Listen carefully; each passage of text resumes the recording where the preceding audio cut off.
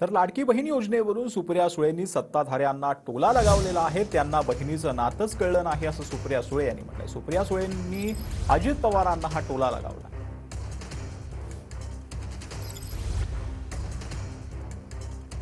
लाडकी बहीण मिळून 1500 रुपये देता व्यवहार करता बहिणींशी।